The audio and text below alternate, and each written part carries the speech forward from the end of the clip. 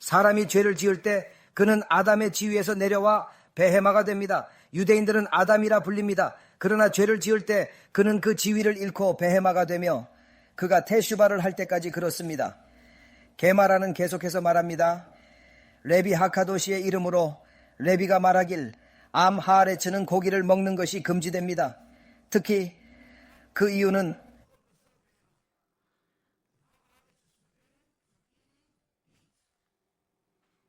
토라에 이렇게 기록되어 있습니다. 이것이 동물과 새에 관한 법입니다. 이 구절은 우리에게 가르칩니다.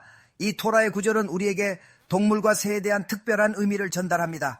그리고 그 의미는 매우 중요합니다. 우리 삶과 깊이 연결되어 있습니다. 그 점을 잊지 말아야 합니다. 동물과 새, 그 안에 담긴 깊은 뜻을 말입니다. 결코 가볍게 여겨서는 안 됩니다. 깊이 생각해야 합니다. 토라 연구에 몰두하는 사람만이 고기를 먹을 수 있고 토라를 연구하지 않는 사람은 당연히 금지됩니다. 마르샤는 이렇게 말합니다. 토라를 전혀 모르는 사람이 그저 코셔 시장에서 고기를 샀다 하더라도 과연 토라를 모르는 그 사람이 제대로 요리했을 때 그것이 진정으로 코셔인지 어떻게 확신할 수 있을까요? 그는 토라를 모르니까요. 그 말입니다. 당연히 의문이 들 수밖에 없겠죠. 코셔 시장에서 음식을 샀더라도 토라를 모르면 금지된 재료를 어떻게 구분할 수 있을까요?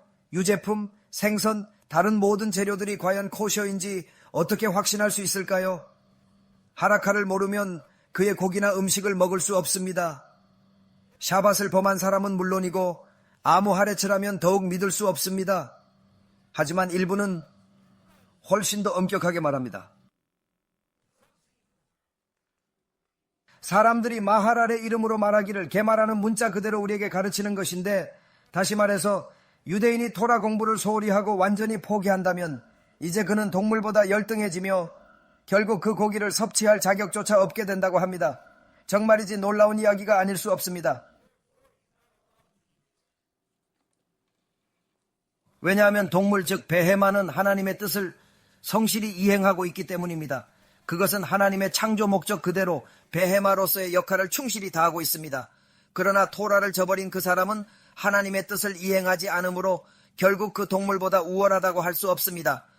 이제 약 6년 전 5778년에 파라샤트 노아흐 기간 중에 작성된 글이 있습니다. 좀 더 자세히 살펴보겠습니다. 그는 베헤마라는 단어에 대한 흥미로운 통찰을 제시하며 사람이 죄를 지었을 때 원래의 존엄한 아담의 지위에서 베헤마의 상태, 즉 짐승과 같은 상태로 전락한다는 것을 우리에게 가르칩니다. 이는 곧 인간성의 타락을 의미하죠. 인간으로서의 잠재력을 스스로 저버리는 것이죠. 유대인들은 바로 그 아담이라고 불립니다. 그들은 인간으로서의 존엄성을 상징하죠. 그리고 그 지위를 유지해야 합니다. 그러나 그가 죄를 지으면 그 지위를 잃고 테슈바, 즉 회개하지 않으면 베헤마, 짐승과 같아집니다.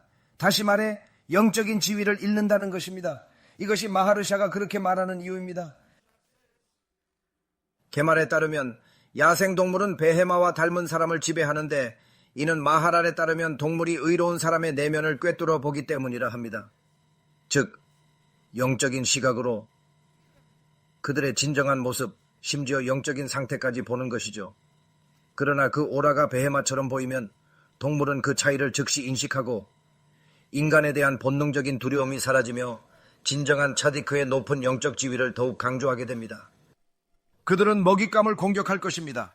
아마 하아레츠, 즉 세속적인 토라 반대자를 공격하겠죠. 그렇습니다. 의로운 사람은 공격하지 않습니다.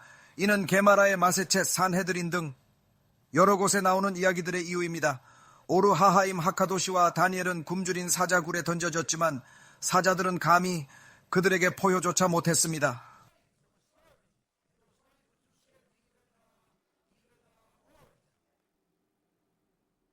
여러 차례 여러 착함임이 사자와 다양한 동물들로 가득 찬 우리에 던져졌고 그 동물들은 그들을 두려워했습니다.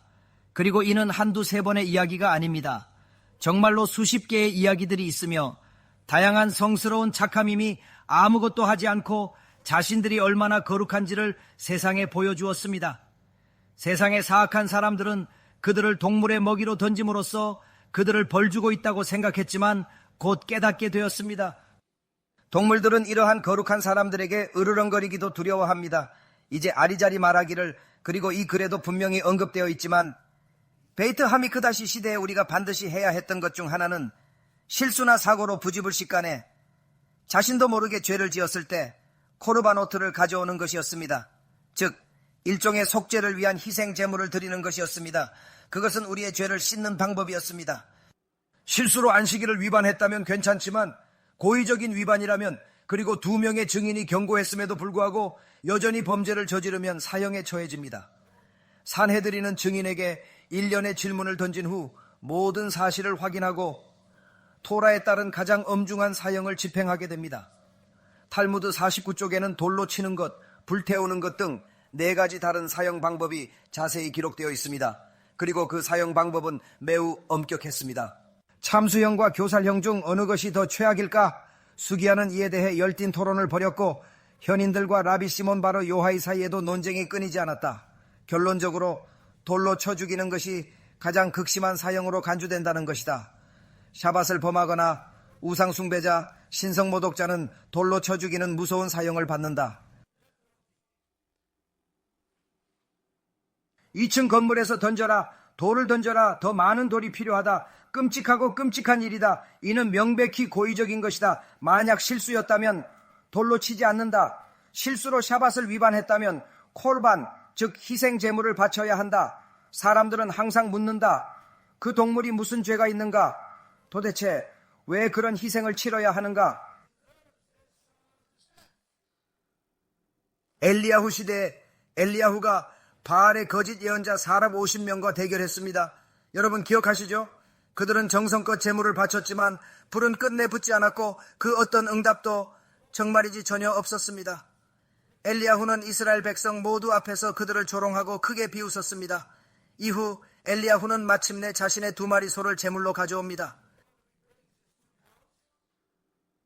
그리고 1마리 소가 엘리야후 하나비에게 말을 걸었습니다. 왜 내가 이렇게 해야 하나요? 나는 왜 이런 악한 사람들의 제물이 되어야 하나요? 나는 그러고 싶지 않습니다. 이것은 공평하지 않아요. 엘리야후 하나비가 말했습니다. 걱정하지 말라.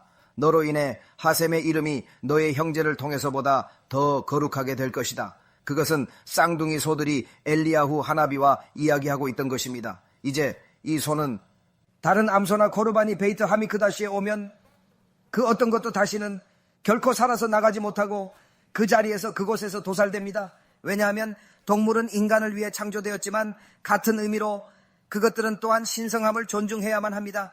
그래서 그렇게 되는 것입니다. 그 점을 기억해야 합니다. 이것은 기룩을, 즉 이전 영혼의 환생을 의미합니다.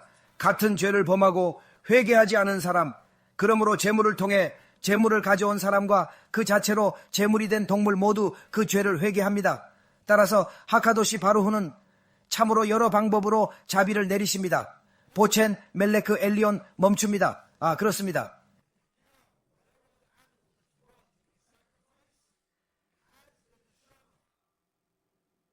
같은 죄를 범하고 회개하지 않은 사람, 그러므로 그 제사를 통해 그 제물을 바친 사람, 그리고 제사에 드려진 동물 자체가 그 죄에 대해 회개합니다.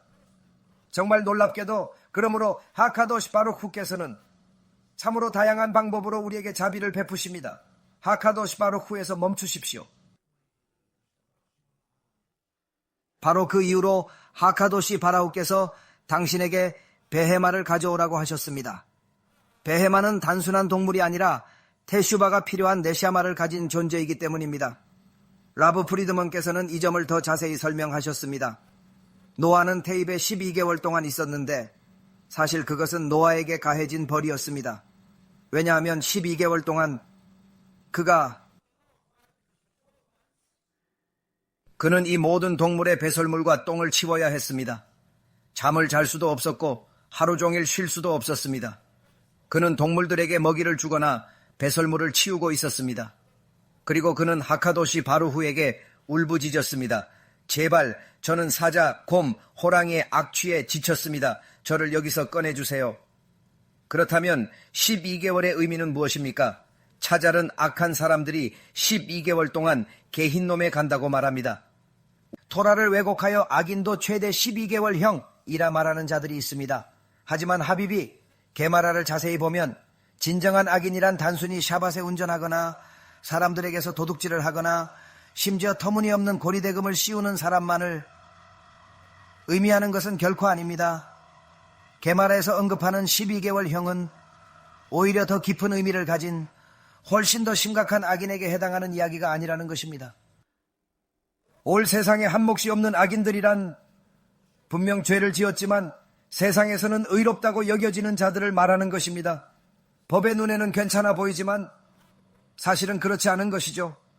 예를 들어 노아는 완전한 의인, 즉 티사덱 탐임이었지만 테바 안에서 하카도시 바루흐께서는 그를 다소 악하게 보셨습니다.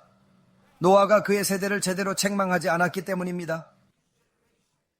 그는 그들에게 관대했다. 찾아온 그들에게 그는 말하곤 했다. 테슈바를 해야 합니다. 제가 테바를 짓는 이유입니다. 그는 그들을 추궁하거나 강요하거나 전부 밝히지 않았다. 하하밈의 가르침이다. 그는 너무 부드러웠습니다. 그의 성품이 원래 그랬습니다. 그래서 모세라베이누로 환생해야 했습니다. 아리자르는 모세라베이누가 하나님께 저는 좋은 연설가가 아닙니다. 어제도 그랬고 그 전날도 그랬습니다. 라고 말했다고 합니다. 어제나 그 전날도 아니었다는 말은 대체 무엇일까요? 지금도 훌륭한 연설가가 아니라면 당연히 이전에도 아니었을 것입니다. 아리잘은 그 의미를 설명합니다. 이전 환생 노아였던 모세 라베누는 훌륭한 연설가가 아니었습니다. 이제 당신의 티쿤을 위해 이렇게 하십시오. 당신의 티쿤님으로 암이 이스라엘을 꾸짖어야 합니다. 기마라 메세체트 메길레에 따르면 하카도시 바루크는 모세 라베누가 세상을 떠날 때 울었습니다. 그를 데려가시며 누가 모세처럼 내 백성을 꾸짖겠는가? 그의 티쿤이 완벽히 완료된 것입니다. 노아는 왜 테이바에서 12개월을 머물렀을까? 왜 13개월도 10개월도 5개월도 17개월도 심지어 50년도 아닌 이유는 무엇일까요? 그 이유는 바로 12개월이라는 기간이 불완전한 레시아임, 즉 죄를 씻어야 할 필요가 있는 사람들을 위한 기간이기 때문입니다.